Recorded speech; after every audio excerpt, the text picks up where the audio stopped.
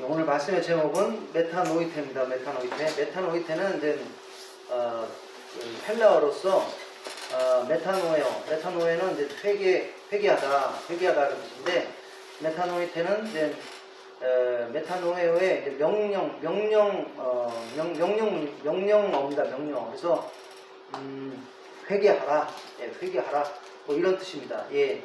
그래서 오늘은 이제 메타노이테, 회개하라, 이런 제목을 가지고 한번 말씀을 나누겠습니다. 오늘 말씀의 이제 본문은 에스겔서인데, 우리가 이제 에스겔서의 이제 배경을 좀 이해할 필요가 있습니다. 에스겔 선지자의 그런 사회적, 그러니까 시대적 배경을 우리가 좀 이해할 필요가 있습니다.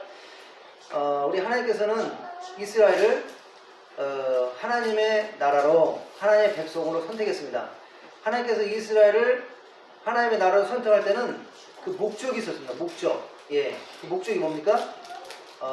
이스라엘이 첫째, 하나님을 잘 예배하는 그런 나라가 되기를 원하는 줄로 믿습니다.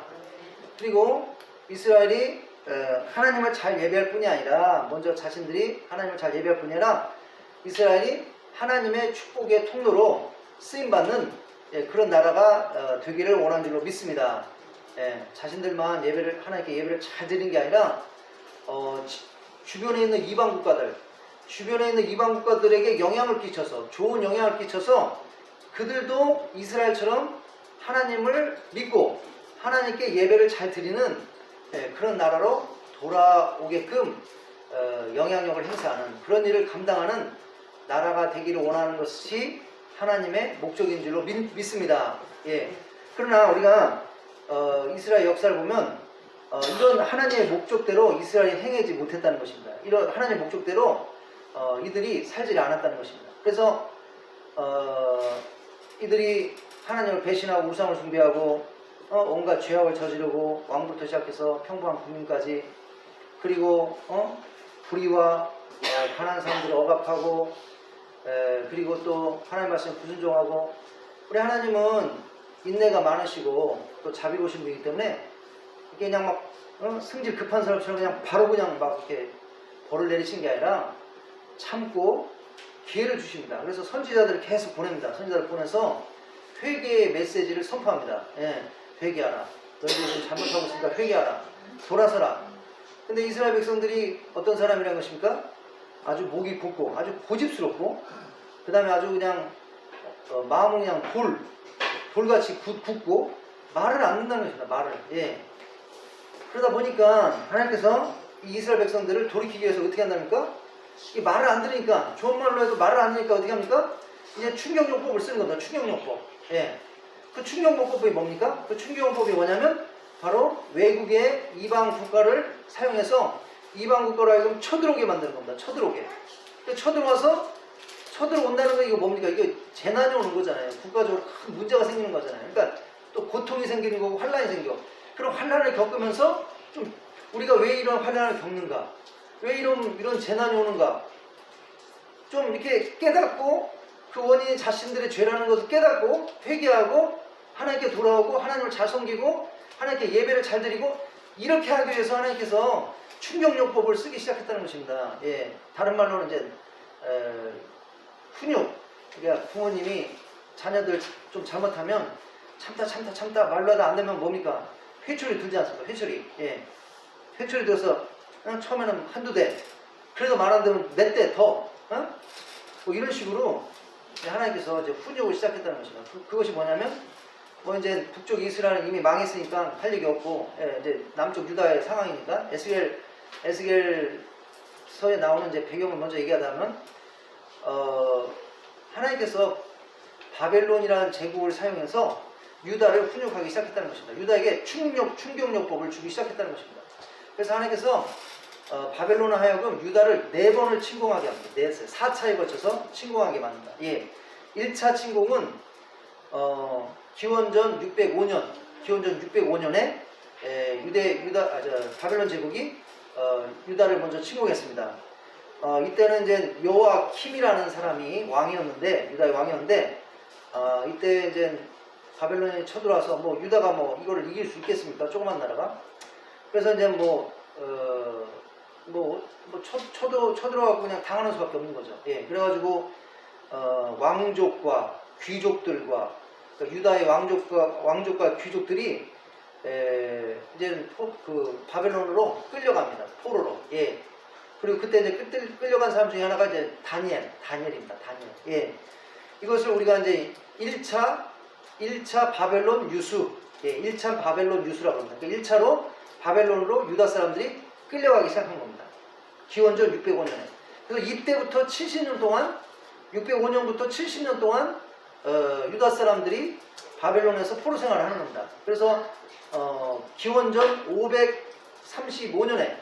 535년에 결국에는 이제 돌아옵니다. 70년 지난 다음에. 예.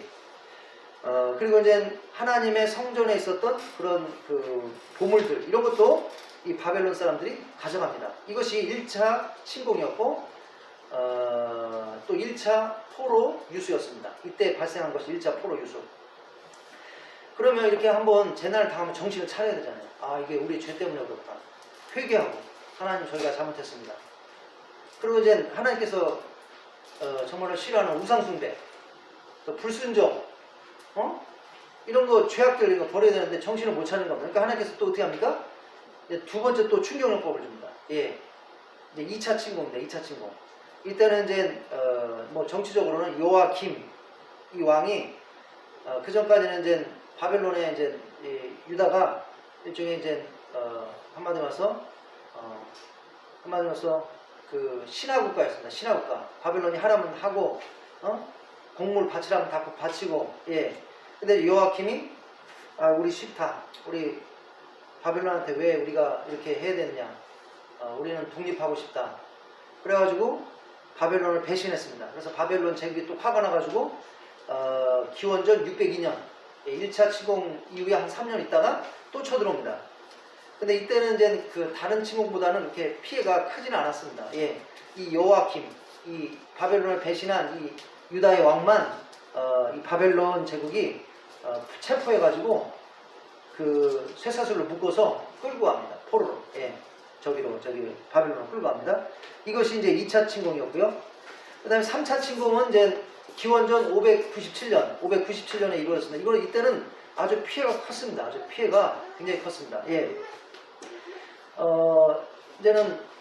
이때 이제 왕은 요아킨이라는 왕이었는데, 이 사람은 아주 악한 왕이었습니다. 그래서 어떻게 보면 이제 이 사람의 왕, 또 이스라엘의 죄 때문에 이 3차 침공이 또 이루어진 것입니다. 예. 그래서 이때 이제 바벨론 제국이 기원전 597년에 3차 침공으로 유다를 침공해서 이때 유다의 많은 시민들을 죽였습니다. 많은 사람들을 죽이고, 그리고 여호와킴, 이 왕을 바벨론의 포로로 끌고 왔습니다. 이 왕만 끌고 간 게 아니라 왕의 그 부인들, 그 다음에 또 왕비마마, 그러니까 그 왕의 뭡니까? 이제 어머니죠. 예. 그리고 또 신하들, 또 그 궁중에 있는 이런 사람들을 많이 끌고 왔습니다. 그리고 하나님의 성전과 또 왕궁에 있는 이런 보물들도 훔쳐서 가져갔습니다. 이때 3차 침공 때 바로 에스겔과 그리고 모르드게 아시죠? 예, 저기 누굽니까? 에스더의 삼촌. 예. 그리고 에스겔과 모르드게, 그리고 10,000명이나 되는 유다의 한마디로 말해서 지도자들, 예, 지도자급 되는 사람들, 예, 이런 사람들을 끌고 가는 겁니다. 포로로. 이때가 2차 포로 유수입니다. 2차 포로 유수. 예. 그래서 많은 사람들이 죽고, 또 왕과 또 왕의 가족들, 그리고 또 왕궁의 그 신하들, 그리고 또 10,000명이나 되는 유다의 지도자급 되는 사람들, 이런 사람들이 포로 끌려가고, 또 하나님의 성전과 그리고 또 왕궁의 보물을 또 이 바벨론 제국에서 훔쳐갑니다. 가져갑니다. 그때 이제 이 3차 공격 때, 그리고 2차 포로 유수 때 에스겔도 어디로 끌려가는 겁니까? 바벨론으로 이제 끌려가는 겁니다. 예, 그래서 에스겔, 모르드게가 끌려가는 겁니다. 그래서 에스겔은 기원전 597년에 이제 바벨론의 포로로 이제 끌려가게 됩니다. 예. 그리고 그때부터 이제 그곳에 지내면서 그곳에서 생활하게 되는데 끌려간 지 5년 만에 593년에 하나님께서 바벨론을 에스겔을 하나님의 선지자로 부릅니다. 그리고 이제 하나님의 선지자로 부름을 받은 다음에 22년 동안 이제 선지 활동을 감당하게 됩니다. 예. 네 번째 공격은 그래서 세 번째 침공에도 불구하고 이제 정신을 못 차리니까 마침내 586년에 이제 유다가 완전히 망하게 되는데 바벨론 침공으로 이미 이제 그 전에 몇 년 전에 와가지고 이 유다를 둘러싸기 시작합니다. 이렇게 예루살렘 성을 둘러싸고 포위를 시작합니다. 그 포위가 18개월이나 지속됐습니다. 18개월 동안 예루살렘 성을 바벨론 대군이 둘러싸고 있으니까 그 안에 어떤 일이 일어나겠습니까? 우리가 에레미야 애가를 읽어보시면 알겠지만 부모가 자식을 잡아먹습니다. 배가 고프니까. 예. 그리고 자식이 부모를 잡아먹습니다. 이런 일들이, 그런 끔찍한 일들이 일어납니다. 예. 그 말고도 끔찍한 일들이 수없이 일어나는데 그냥 대표적인 예만 든 겁니다. 예. 그러다 결국에는 580년에 어떻게 합니까? 완전히 이제 예루살렘이 함락당하고 그래서 이제 누굽니까? 바벨론 군대가 들어가서 수많은 사람을 죽이고 그때 왕이 이제 시드기야, 마지막에 시드기야는 이제 자기 신하들 데리고 도망가다가 잡힙니다.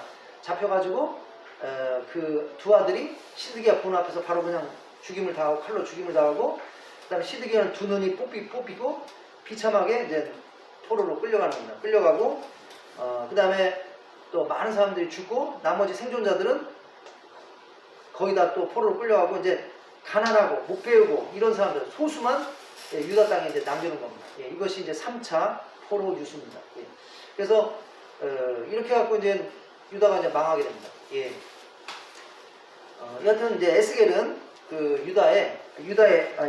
에스겔은 바벨론이 3차로 침공했을 때, 예, 기원전 597년, 유다가 망하기 얼마입니까? 한 10년 전, 2년 전에 끌려갔다는 것입니다. 포로로. 그리고 이제 포로로 끌려간 지 5년 만에 하나님께서 바벨론에서 하나님의 선지자로 이렇게 부릅니다. 그리고 20년 동안 선지 활동을 했고요. 우리 에스겔 선지자에 대해서 한번 잠깐 알아보도록 하겠습니다. 에스겔 선지자, 에스겔의 이름은 하나님께서 강하게 하신다. 예, 하나님께서 힘을 주신다. 하나님께서 강력하게 하신다. 예, 이런 뜻입니다. 하나님께서 강력하게 하신다. 힘을 주신다. 그 다음에 하나님은 전능이시다. 이런 뜻입니다. 이 에스겔은 붓이라는 사람의 아들인데요. 원래 에스겔은 이제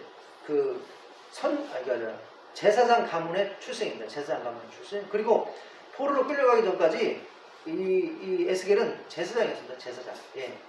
그래서 예루살렘 성전이라든지 예루살렘의 사정을 잘 알고 있는 사람입니다. 왜? 제사장이었기 때문에. 예. 성전에서 하나님을 섬기는 그런 사람이기 때문에. 예.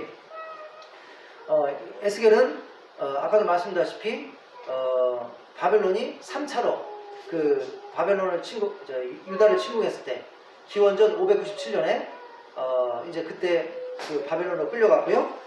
그리고 그로부터 5년 후에 하나님의 종으로 선지자로 이제 부름을 받았습니다. 예, 그리고 22년 동안 선지 활동을 감당했습니다. 우리가 에스겔서를 보면요, 에스겔이 어떤 메시지를 선포하냐면 유다가 바벨론에 의해서 멸망되기까지 에스겔이 선포한 메시지의 요점은 뭐냐면 회개였습니다. 회개 그리고 하나님의 심판, 예, 그리고 회개와 죄악 가운데 있는 이스라엘과 그 주변 국가에 대한 하나님의 심판, 예, 그리고 회개하지 않으면 하나님께서 심판하신다는 이런 경고, 이런 것들이 메시지의 내용이었습니다. 예, 유다가 멸망하기 전까지. 근데 이제 유다가 멸망하고는 메시지가 좀 바뀝니다. 예, 이제 멸망했으니까 뭐 경고나 이런 거 필요 없습니다. 이미 멸망을 했으니까. 그때부터 이제 어떤 메시지를 선포하냐면 바로 이제 회복, 예, 이스라엘의 회복, 예, 포로로 끌려갔지만 이제 하나님께서 회복하신다. 예, 그리고 이제 영원한 새로운 뭡니까?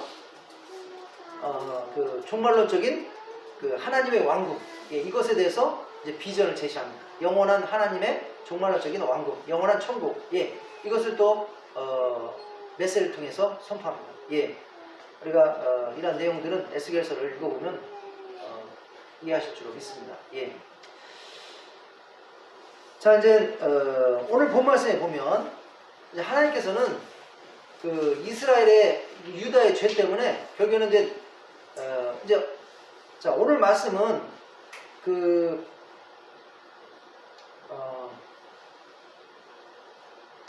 에스겔서 9장이죠. 에스겔서 9장. 오늘 에스겔서 9장의 말씀은 하나님께서 누굽니까? 그 에스겔에게 보여주는 비전입니다. 에스겔이 몸은 어디에 있냐면 저기 있는 겁니다. 바빌론에. 근데 하나님께서 그 하나님의 권능으로 그 에스겔을 데려다가 어디로 데려옵니까? 예루살렘에 데려옵니다. 예루살렘 데려와서 예루살렘에 있는 그 사정을 보여주시는 겁니다. 예, 바빌론에 멸망당하기 전에 어떤 사정을 보시냐면 죄악으로 가득한 상황, 아주 타락한 상황, 극도로 타락한 상황을 하나님께서 에스겔에게 보여주는 겁니다. 그리고 이제 오늘 하나님께서 에스겔에게 보여주는 비전은 뭐냐면 그러한 타락으로 인해서 하나님께서 결국에는 유다를 심판할 수밖에 없는 그 모습을 보여주는 겁니다. 예, 오늘 말씀에 보니까 하나님께서 6명의 하나님의 종들을 시켜서 그 예루살렘에 있는 사람들을 다 죽이라고 합니다. 그 자비를 베푸지 말고 애가 됐던 애기가 됐던 노인이 됐던 여자가 됐던 자비를 베푸지 말고 다 죽여라. 예. 그 6명이 누굽니까? 천사라는 겁니다. 천사. 그래서 그 천사들이 예루살렘에서 이제 그 하나님의 명령대로 이제 심판을 행하는 어떤 이런 비전인 겁니다. 이것은 무엇을 이제 나타내는 거냐면 앞으로 하나님께서 바벨론 제국을 4차로 침공해서 결국에 예루살렘이 함락될 때 거기 이제 예루살렘 가운데 이루어지는 모습. 그 바벨론 군사들이 무자비하게 잔인하게 애기고 뭐고 노인이고 여자고 가릴 것 없이 다 칼로 쳐서 죽이는, 예, 그것을 어떻게 보면은 예언하는 그런 비전인 것입니다. 예. 그래서 우리가 한번 뭐 잘 알지만 다시 한번 왜 하나님께서는 이와 같이 하나님의 백성들을 심판할 수밖에 없는가? 예. 에스겔서 읽어보면 그 에스겔서를 읽어보면 그때 당시에 유다의 죄악들을 조목조목 잘 묘사하고 있습니다. 그래서 그것을 또 읽어보면 오늘날 우리가 행하고 있는 죄악들과 또 비슷합니다. 예. 좀 이따 이제 나눌 거지만 특별히 에스겔서에서 지적하고 있는 죄는 뭐냐면 바로 하나님을 섬기는 그 성전이 타락한 것. 하나님의 성전에서 하나님만 섬겨야 되는 그 제사장들마저도 타락한 것. 예. 그 모습을 보여줍니다. 예. 전반적으로 이제 유다가 멸망할 수밖에 없었던 것은 이제 하나님께 대한 반역, 그리고 하나님의 법과 말씀을 거절한 죄, 불순종한 죄인 거죠. 그 다음에 우상을 숭배하고, 그 다음에 하나님의 성전을 여러 가지 가증한 이미지와 그 어떤 그런 악한 행위로 하나님의 성전을 더럽힌 것. 그리고 이 하나님의 나라와 예루살렘이 그 불의와 억압과 그 다음에 무고한 사람들의 피를 흘리는 이러한 폭력, 이러한 죄로 가득 찬 것. 그 다음에 하나님의 성전 안에서 우상을 숭배하는 이런 죄악들이 여기 보면 이제 나오고 있습니다. 예. 그래서 이러한 죄들로 인해서 결국에 유다는 이제 심판받을 수밖에 없었던 것입니다. 우리 한번 에스겔서 5장 8절부터 17절 한번 말씀 보겠습니다. 여기 보면 바로 왜 유다가 심판받을 수밖에 없는가 여기에 대해서 얘기하고 있습니다. 에스겔서 5장 8절에서 17절. 예. 에스겔서 5장 8절부터 17절. 예. 구약성경 1156쪽에 있습니다. 구약성경 1156쪽. 예. 제가 한번 읽도록 하겠습니다. 그러므로 나 주 여호와가 말하노라. 나 곧 내가 너를 치며 이방인의 목전에서 너에게 벌을 내리며 내 모든 가증한 일로 말미암아 내가 전무후무하게 내게 내릴지라. 그리한즉 내 가운데서 아버지가 아들을 잡아먹고 아들이 그 아버지를 잡아먹으리라. 내가 벌을 내게 내리고 너희 중에 남는 자를 다 사방에 흩으리라. 그러므로 나 여호와가 말하노라. 내가 나의 삶을 두고 맹세하노니 내가 모든 미운 물건과 모든 가증한 일로 내 성소를 더럽히신즉 나도 너를 아끼지 아니하며 긍휼을 베풀지 아니하고 미약하게 하리라. 너희 가운데 3분의 1은 전염병으로 죽으며 기근으로 멸망할 것이요 3분의 1은 너의 사방에서 칼에 엎드려질 것이며 3분의 1은 내가 사방에 흩어버리고 또 그 뒤에 따라가며 칼을 머리 빼리라. 이와 같이 내 노가 다한즉 그들을 향하여 항한 분이 풀려서 내 마음이 가라앉으리라. 내 분이 그들에게 다한즉 나 여호와가 열심으로 말한 줄을 그들이 알리라. 내가 이르되 또 너를 황무하게 하고 너를 둘러싸고 있는 이방인 중에서 모든 지나가는 자의 목전에 모욕거리가 되게 하리니 내 노와 분과 중한 책망으로 내게 벌을 내리즉 너를 둘러싸고 있는 이방인들에게 내가 수치와 조롱거리가 되고 두려움과 경고가 되리라. 나 여호와의 말이라. 내가 멸망하게 하는 기근의 독한 화살을 너에게 보내되 기근을 더하여 너희가 의뢰하는 양식을 끊을 것이라.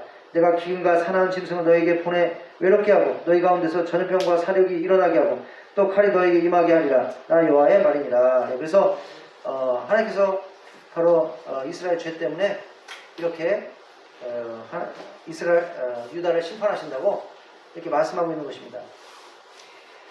우리가 뭐 지금까지 이제 왜 유다가 심판받을 수밖에 없는가? 유다의 심각한 그런 죄악의 상태를 이렇게 말씀을 하는데요. 우리가 정말 유다가 얼마나 심각하게 타락했는가를 보려면 에스겔서 8장을 보면 됩니다. 8장. 예. 에스겔서 8장을 보면 정말로 이 유다가 얼마나 타락했는지를 이제 알 수 있는데요.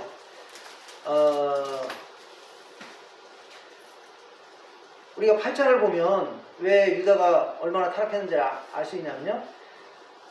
아무리 이제 세상이 타락하더라도 어디는 그래도 거룩을 지켜야 되는 것입니까? 바로 교회, 하나님의 성전. 예, 하나님의 성전은 거룩을 지켜야 될 줄로 믿습니다. 그러니까 세상이 다 타락해도 하나님의 성전은 그 타락하는 것이 그러니까 마지막 보루가 돼야 되는 곳이 하나님의 성전인 줄 믿습니다. 세상이 다 타락해도 마지막 거룩을 지키는 마지막 그 보루가 돼야 되는 곳이 바로 교회가 돼야 될 줄로 믿습니다. 그런데 교회가 타락했다. 하나님의 성전이 타락했다. 그러면 밖에는 말할 것도 없는 겁니다. 다 타락하는 겁니다. 완전히 타락한 겁니다. 하나님께서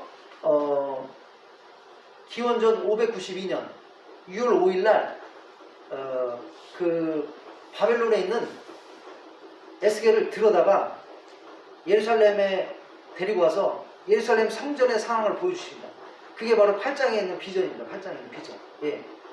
그 8장에 있는 비전을 보면 어떤 상황이 일어나고 있습니까? 예. 이걸 다 읽을 수는 없고 몇 군데만 우리가 찝어서 한번 보도록 하겠습니다.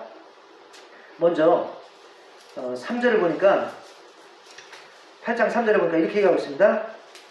그가 손 같은 것을 펴서 내 머리털 한숨을 잡으며 나의 영이 나를 들어 천지 사이로 올리시고 하나님의 환상 가운데 나를 이끌어 예루살렘에 가서 안뜰로 들어가는 북항문 문에 이르시니 거기에는 질투의 우상 곧 질투를 일어나게 하는 우상의 자리가 있는 곳이라. 예. 그래서 하나님께서 바벨론에 있는 누굽니까? 그 에스겔을 이렇게 들여다가 예루살렘에 데려와서 예루살렘 성전의 그런 상황을 지금 보여주시는 겁니다. 예루살렘 성전의 입구에 뭐가 있다는 것입니까? 우상이 있다는 것입니다. 우상. 예. 자, 그리고 우리 한번 보겠습니다. 10절을 보겠습니다. 10절을 보니까 예.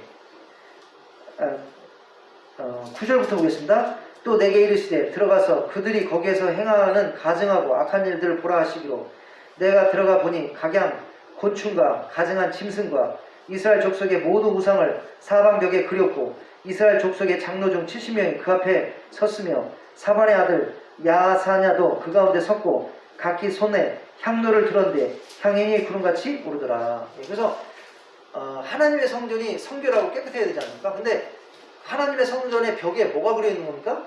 무슨 뭐 진해라든지 무슨 뭐 도마뱀이라든지 뱀이라든지 우리가 힌두교 신전을 가보면 저는 이제 인도에 살았기 때문에 이제 힌두교 신전을 많이 봤습니다.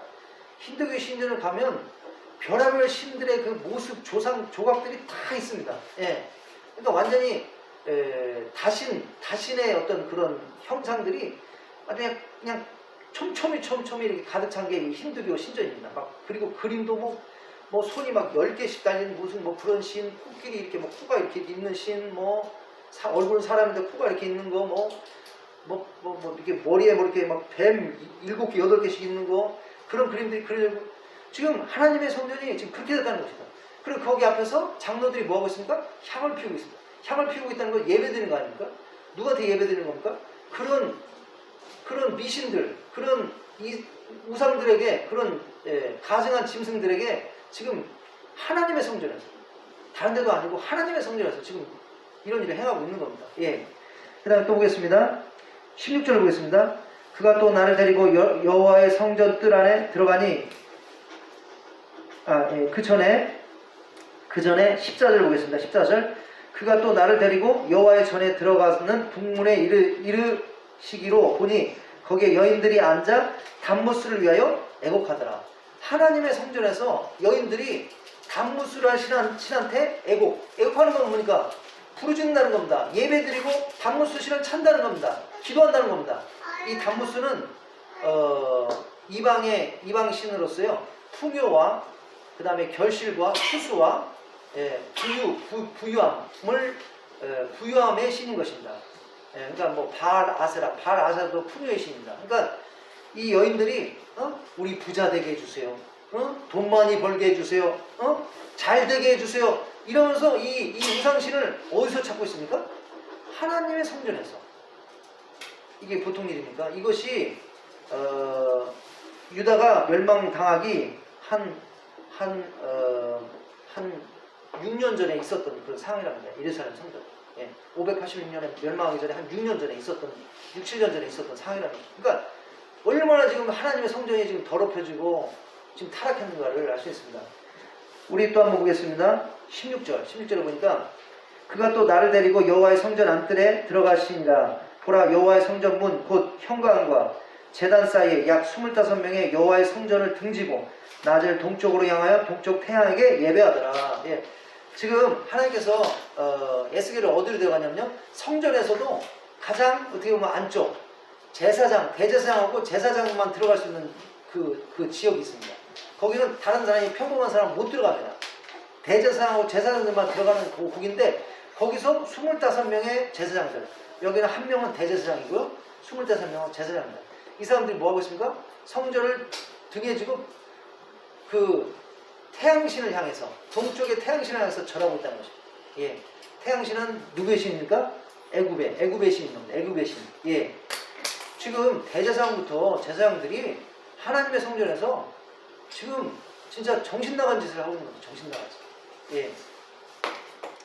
그러니까 이 모습을 보면 지금 하나님의 성전이 어떻게 됐는, 지금 얼마나 타락했는가. 그리고 하나님의 성전이 이 정도 타락했으면 밖에는 볼 필요도 없다는 겁니다. 볼 필요가 없는. 예.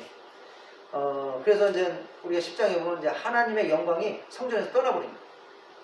그러니까 하나님은 성전이, 이 성전이 어떤 성전입니까? 솔로몬의 성전입니다. 솔로몬 성전은 7년 동안 엄청난 그 비용과 최고의 그 재료를 사용해서 지은 너무나 아름답고 웅대하고 정말로 대단한 성전인 것입니다. 건물로는. 근데 그 건물 안에서 뭐가 이루어지고 있습니까? 수많은 이런 사악한 일들이 일어나고 있습니다. 간단히 얘기하면 남자하고 여자가 결혼했는데, 결혼해서 신혼방을 차렸는데, 그 신혼방에서 남편이 됐던 부인이 됐던 다른 남자, 다른 여자를 데리고 와서 그 신혼방에서 뭐 하고 있는 겁니까? 불륜을 행하는 거하고 똑같은 겁니다. 똑같은 상황입니다. 예.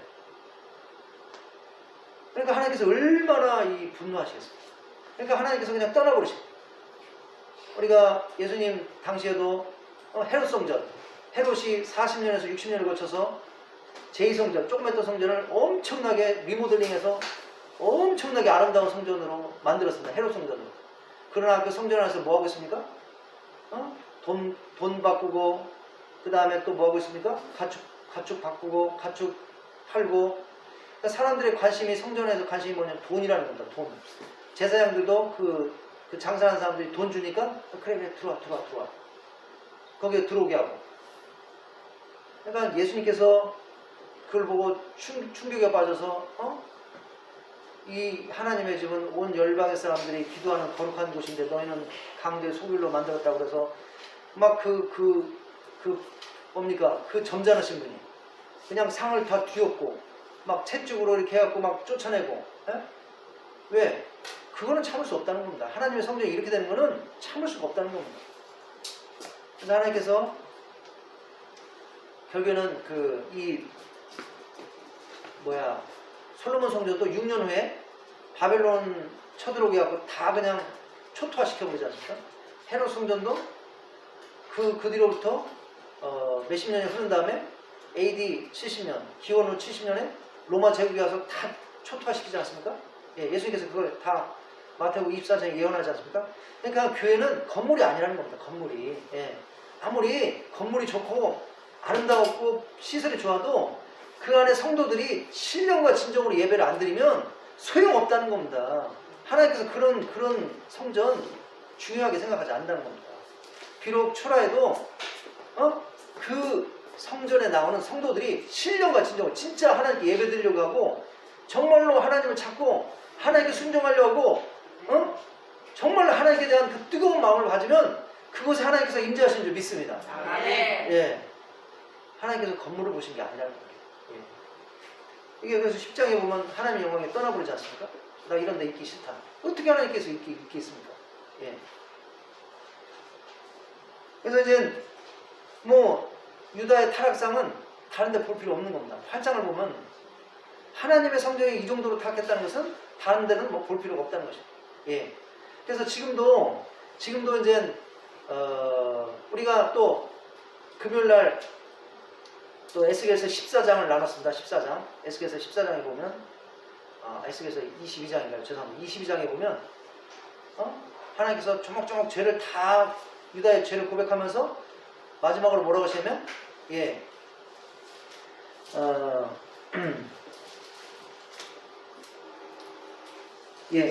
22장 30장에 30절에 보면 이렇게 얘기하겠습니다.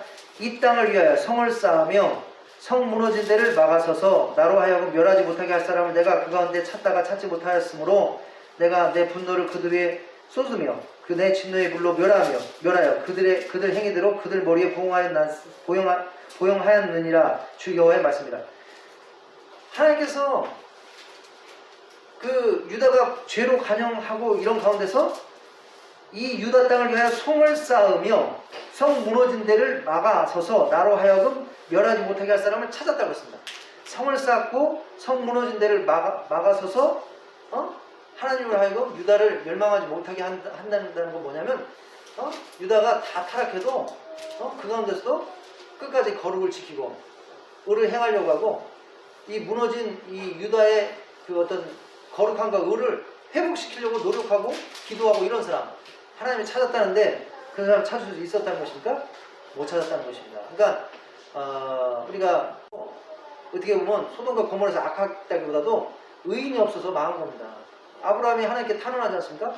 의인 50명이 있으면 그래도 멸망시켰습니까? 그래 한번 찾아봐라. 있으면 내가 멸망시키지 않겠다. 없는 겁니다. 40명, 30명, 20명 결국에는 한 명도 없으니까 멸망당하지 않았습니까? 예. 그래서 결국에는 세상의 중심은 교회인 줄 믿습니다. 세상이 다 타락해도 교회가 거룩을 지키고 교회다우면 하나님의 성도가 정말로 하나님을 정말로 사랑하고 하나님께 예배 잘 드리고 하나님 말씀대로 살고 거룩을 지키면 그 교회 때문에 하나님께서 어떻게 한다는 것입니까? 참으신다는 것입니다. 참으신다는 것입니다. 예. 그 심판을 늦춰주신다는 것입니다. 그러니까 교회가 얼마나 중요한 것입니까?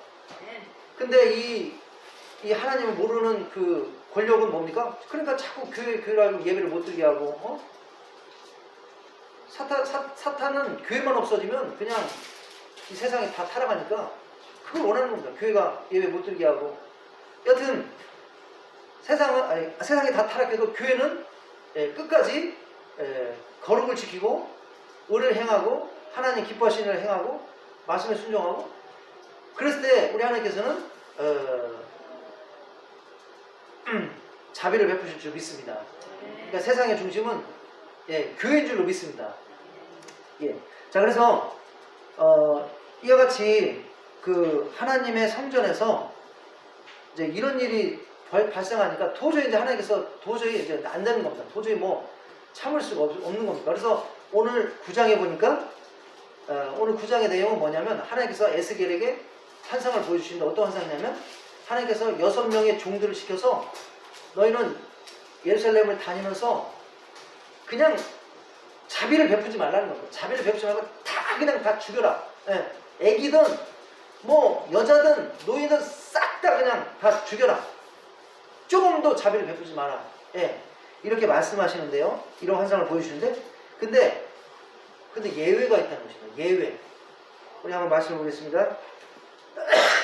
자, 우리 한번 4절 보겠습니다. 4절. 9장 4절 말씀 보겠습니다. 자, 9장 4절 보니까 여호와께서 이르시되 너 예루살렘 성읍 중에 순행하여 그 가운데 행하는 모든 가증한 일로 말미암아 탄식하며 우는 자의 이마에 표를 그리라 하시고 그 다음에 표를 그리라 하시고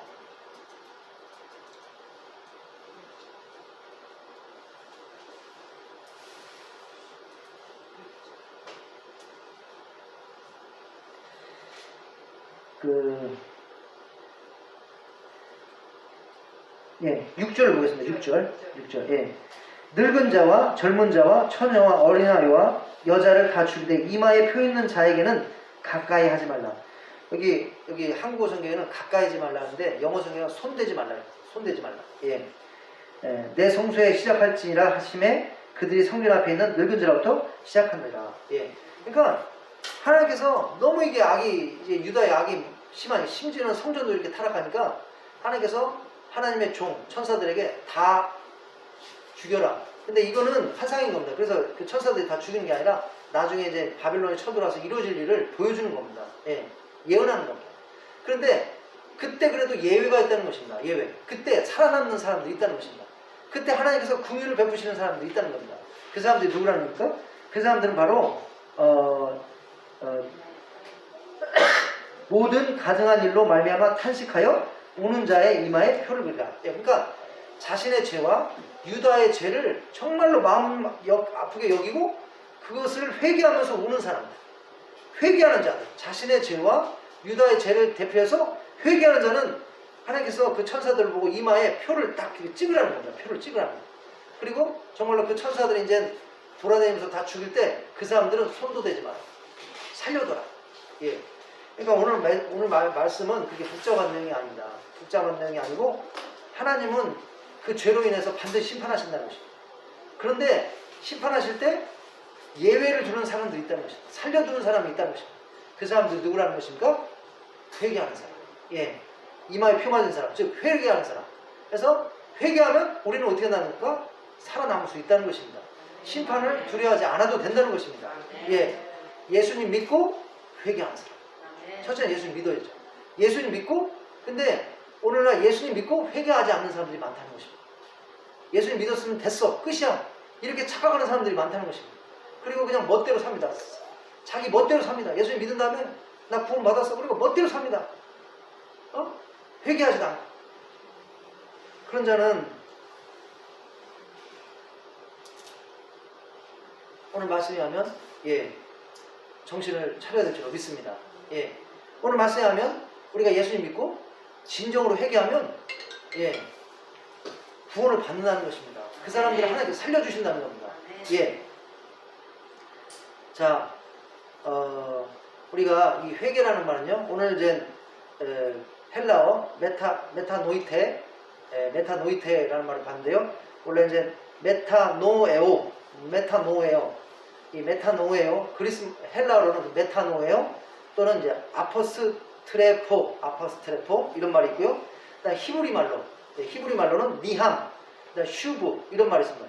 그래서 이 말들의 뜻을 알아야 됩니다. 예, 헬라어와 히브리어의 말에 이 메타노에오, 아포스트레포, 니함, 슈브 이런 단어들은 어떤 의미를 가지고 있냐면 그냥 말로만 잘못했습니다. 이게 아니라는 겁니다. 이게 아니고 이거는 정말로 삶을 바꾸는 겁니다. 내가 어떤 죄를 회개했으면 그걸 안 하는 거라는 겁니다.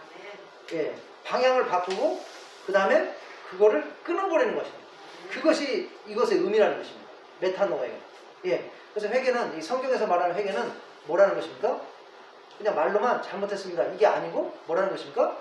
정말로 삶을 바꾸고 방향을 바꾸고 회개한 것을 끊어버리는, 예, 이것을 말하는 것입니다.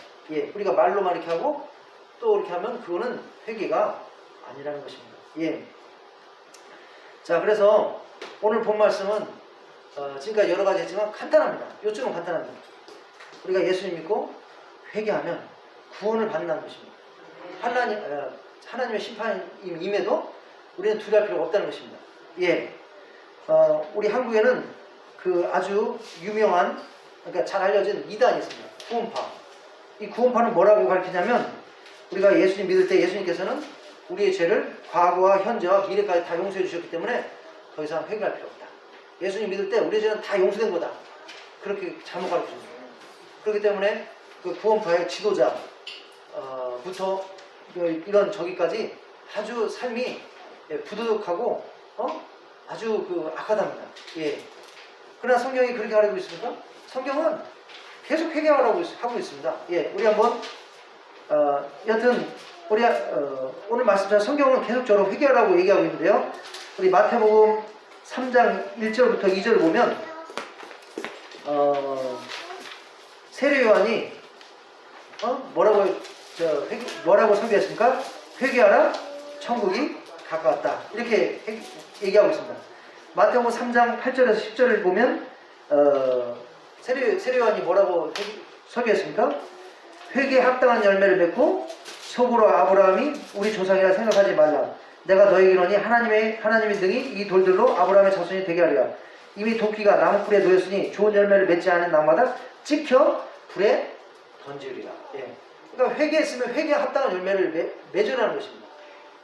회개했는데도 합당한 열매를 맺지 않으면 잘려서 불에 던진다. 성경에서 불은 뭡니까? 불은 지옥인 것입니다. 지옥. 예. 자, 그리고 또 예수님께서도 마태복음 4장 17절에서 뭐라고 얘기하고 있습니까? 예.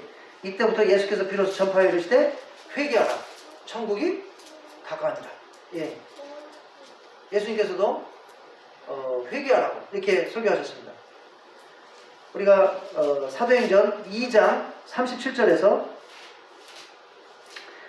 사도행전 2장 37절에서 38절을 보면요, 베드로가 1.5씩 어부인데 성령님 받고 설교하니까 수많은 사람들이 감동을 받아서 베드로한테 와서 뭐라고 하냐면, 형제, 우리가 어떻게 해야겠습니까? 어떻게 해야 구원을 받겠습니까? 베드로가 뭐라고 합니까? 37절 38절에 보니까 베드로가 이르되 너희가 회개하여 각각 예수 그리스도의 이름으로 세례를 받고 죄 사함을 받으라. 그리하면 성령의 선물을 받으리라. 아멘. 예. 회개하고 예수님 믿고 세례 받고 그럼 하나님께서 성령님을 선물로 줄 것이다. 이렇게 설교하였습니다. 예. 로마서 13장 11절부터 14절을 보면요, 이 말씀은 이제 직접적으로 회개하라는 말은 아니지만 그 내용이 회개하라는 내용입니다. 예. 로마서 13장 11절부터 14절 제가 읽어보겠습니다. 또 너희가 이 시기를 알거니와 자다가 깰 때가 벌써 되었으니 이는 이제 우리의 구원이 처음 믿을 때보다 가까웠습니다.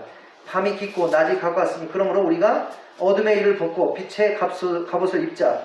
낮에와 같이 단정히 행하고 방탕하거나 술 취하지 말며 음란하거나 호색하지 말며 다투거나 시기하지 말고 오직 예수 그리스도의 옷 입고 정욕을 위하여 육신의 일을 도모하지 말라. 예, 때가 가깝기 때문에 삶을 바꾸라는 것입니다. 죄악된 삶을 버리고 새로운 삶을 살아가는 것입니다. 예, 우리가 아까 했던 메타노에요, 니암, 슈구, 예, 이 의미인 겁니다. 삶의 방향을 바꿔라. 예. 베드로 후서 3장 9절, 예, 베드로 후서 3장 9절에 보면 왜 예수님께서 아직도 안 오신다는 것입니까? 한 명이라도 더 회개하게 하기 위해서, 회개해서 구원받게 하기 위해서. 예, 그래서 예수님께서 하루라도 더 오시는 것을 늦추신다는 것입니다. 예, 2020년을 예수님께서 우리에게 주신 것은 한 명이라도 2020년에 죄를 회개하고 구원받게 하기 위해서. 그래서 우리 성도님들은 계속 전도에 힘써야 될 줄로 믿습니다. 아멘. 자, 자, 그리고 요한계시록 22장을 보겠습니다. 요한계시록 22장. 예. 요한계시록 22장. 자, 요한계시록 22장. 22장 14절 15절. 예. 요한계시록 22장 14절 15절. 자, 우리 한번 같이 읽어보겠습니다. 신약성경 423쪽. 예. 요한계시록 22장 14절 15절. 우리 한번 같이 읽어보겠습니다. 자기 두루마기를 빠는 자들은 복이 있으니 이는 그들이 생명나무에 나아가며 문들을 통하여 성에 들어갈 권세를 받으려 함이로다. 개들과 점순가들과 음행하는 자들과 살인하는 자들과 우상 숭배자들과 및 거짓말을 좋아하며 지어내는 자는 다 성밖에 있으리라. 예.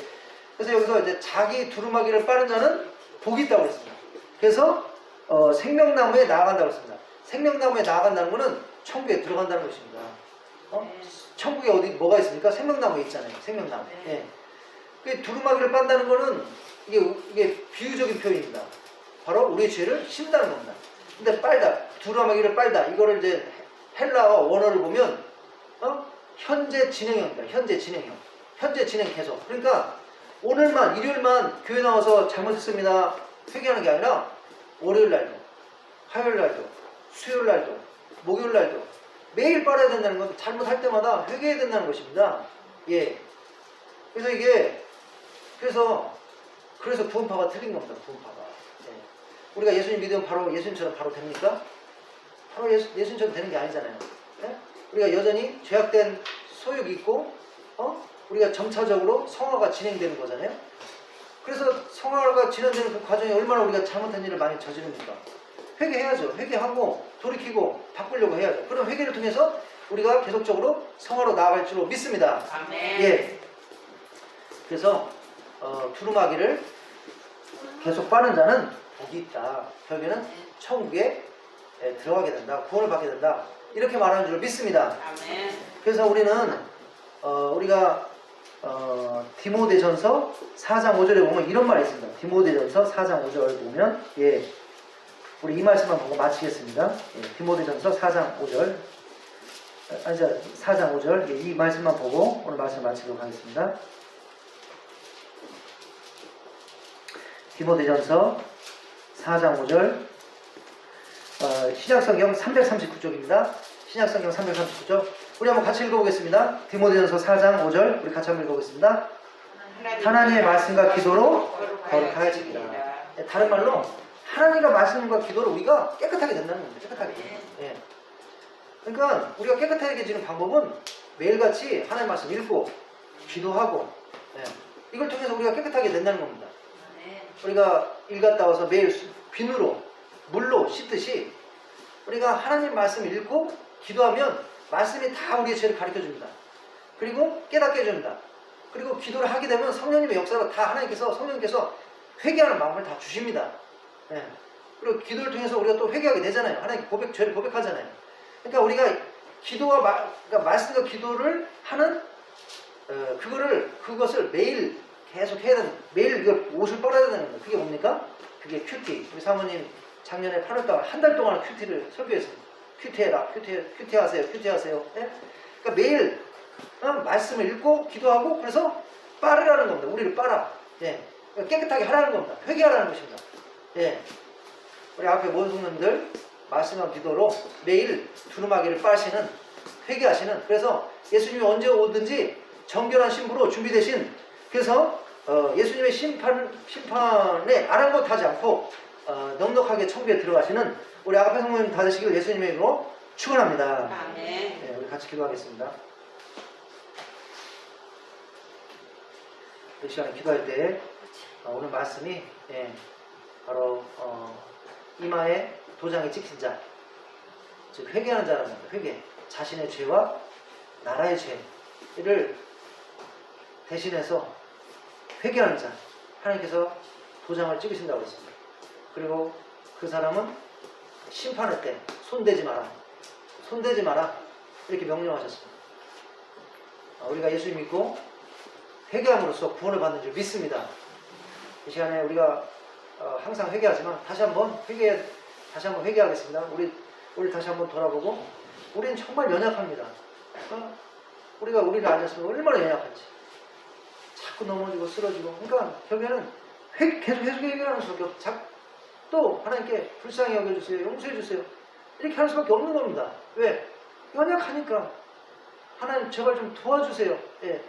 우리가 이 시간 또 한번 하나님의 자비를 구하겠습니다. 하나님을 간절히 찾겠습니다. 하나님 불쌍히 여겨주시고 예수님의 볼을 씻어주시고 성령의 충만을 함께 하셔서 우리 삶을 좀 변화시켜 주세요. 바꿔주세요. 우리 한번 이 시간에 간절히 기도하겠습니다. 우리 예수님 삼창하셔서 기도하겠습니다. 예수님, 예수님, 예수님.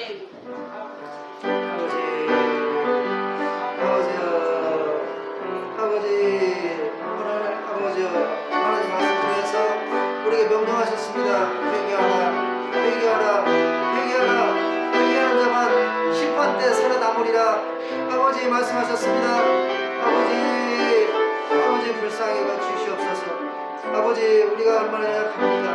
아버지 얼마나 부족합니까? 아버지요 자꾸만 쓰러져 넘어지는 어렵고 연약한 인간입니다. 아버지 이 시간에 하나님께 나와서 다시 한번 내 잘못을 고백합니다.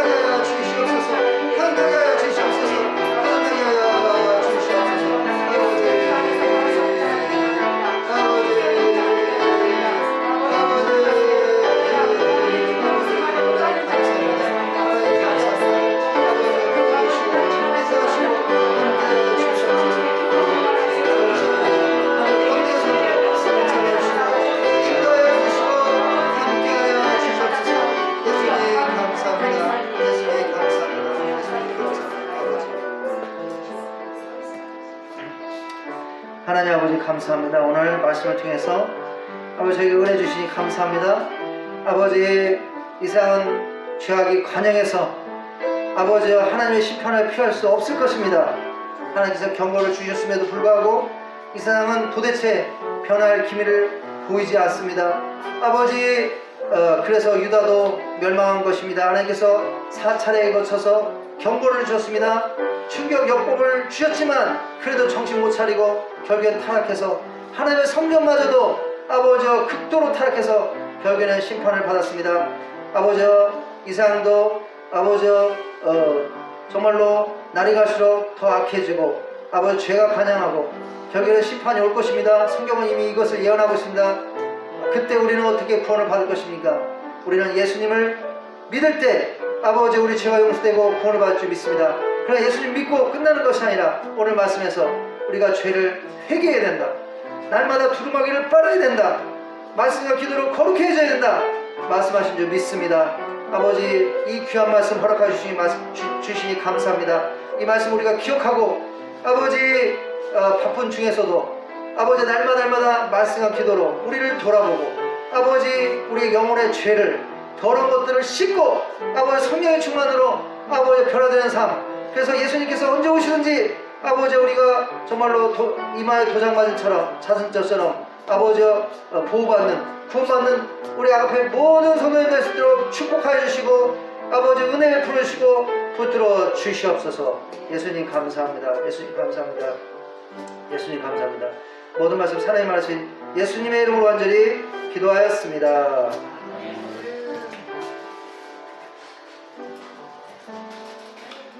우리 하나님께 영광의 박수 한번 같이 드리겠습니다.